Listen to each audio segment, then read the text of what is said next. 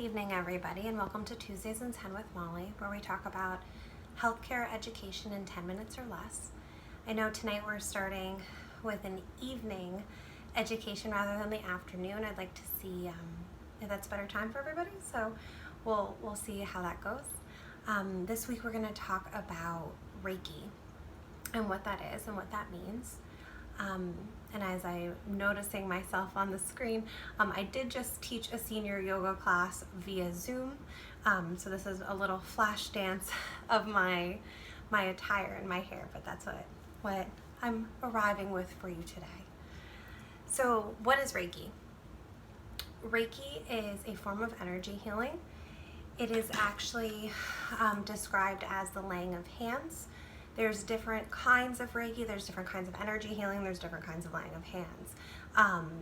I am certified in Usui Reiki, level 1 and 2, and Usui had come to, had brought Reiki to life, to creation in 1922, and that type of education had been initially passed down from student to student, and even now in my certifications you receive information and different things that you can only receive individually and you can only receive through that shared space and that training. So there is still a bit of teacher to student secrecy in the energy healing, but what it actually is much more generally known and presented, which is great because Reiki is wonderful. So to move further on that, you might have seen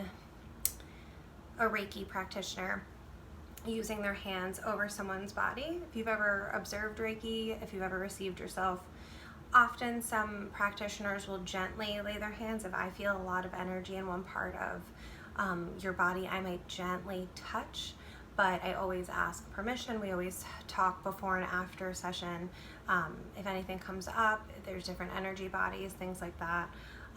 So there's that laying of hands and almost like a hovering of hands. So it depends on the practitioner, it depends on the form of Reiki that you're facilitating. But again, Reiki itself is a laying of hands on the energy bodies. And so what that means is that we are focusing as practitioners, and when you're receiving Reiki, is working out the nuts and bolts of your energy body. So we've got our physical body, our firm physical body itself, and then our subtle energy body. So I always explain Reiki as an imaginary line, and some people see auras, which is a whole nother video, but like you would see an aura hovering over your body, or if someone says, wow, you're really glowing today, maybe that's your aura. So you think we've got a physical body and then that subtle energy body right above. If you could imagine it, if you can close your eyes and kind of feel that subtle energy body. So when you receive Reiki, you are trying to remove those knots. Like if you were to get a massage and you had a knot in your shoulder and they were like getting that knot out, I would be, as a practitioner, working out that energy knot in your body. That makes sense. So with Reiki, you do top to bottom. You scan everything. So a full real Reiki session, if you received in person, you might lay on a table or in your bed. I specifically work with individuals in hospice and palliative care on receiving cancer treatment. And so sometimes if they have a lot of pain from radiation, or they're extremely tired and they can't move out of the bed, I'll do Reiki to kind of release some of that stress, because when you think about it, as much as we're uncomfortable with a crick in our neck, imagine if we have cricks and creaks in our internal energy bodies, in those subtle energy bodies, and we're just walking around with that all day. So if someone can come in and release that knot, it can open up your other energy circles or wheels or cycles. There's a lot of different terms. So when I say an energy wheel, I'm more so talking about the chakras.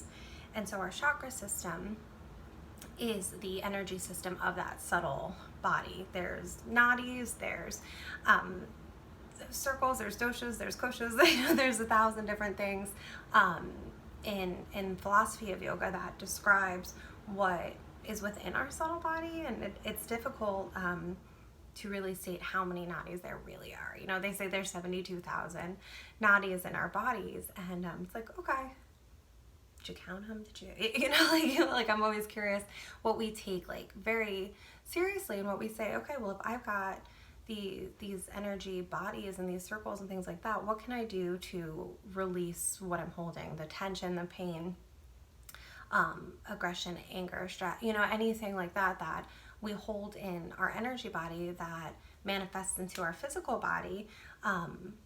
You know, how can we release that? How can we work on it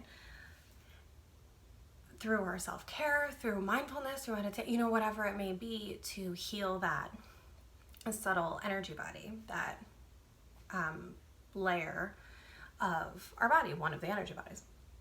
And so with the chakra system, there's, again, like I said, they say 72,000 nadis. There's numerous different levels of chakras, and it goes down from the base of your spine up to the top of your head. And you can read 1,000 different things where they say there's 7 layers above that and 10 layers above that. And when we try and reach enlightenment, and it's above our chromosphere, that's about, you know, but basic chakra knowledge is there's 7. There's 7 chakras, main principal energy bodies, from the base of your spine to the top of your head. So we're rooting and moving through up our body to reach enlightenment. So the idea is that we have all of our chakras clean and open and oiled to manifest enlightenment, right? That's that general goal. And working in life in modern society, not that enlightenment isn't attainable. It just might look different than what the monks thought, you know, and people thought thousands of years ago, of sitting quietly and meditating every day for their whole life to reach enlightenment. We can look at our perception of what our enlightenment might look like. And so that's the idea. So with Reiki, you're going through and healing those energy cycles, those energy spots, or chakras, as well as any knots and tension things that you might be holding overall in your subtle energy body within the body. So once those are healed, whatever's manifesting in the physical body can release. So a lot of clients that I have will say, like I really don't feel good. Like I've gotten stress in my neck, my stomach's all turned, and it, you know, and we do a session. They're like, oh, you know, like I can't believe like my neck feels better. You didn't touch me, you know, and you're thinking, oh, was the pain deeper, right? Was it a physical pain, or was there something that was manifesting through that subtle energy body? So it's interesting to think about life and our body and our pain and our struggles in that way, that it's not always physical, it's not always on the surface, and kind of looking deeper, both energetically, spiritually, mentally, emotionally, you know, and taking that time to say, well, what else could it be? You know, we didn't just crick our neck. Maybe I feel like I'm holding the weight of the world on my shoulders.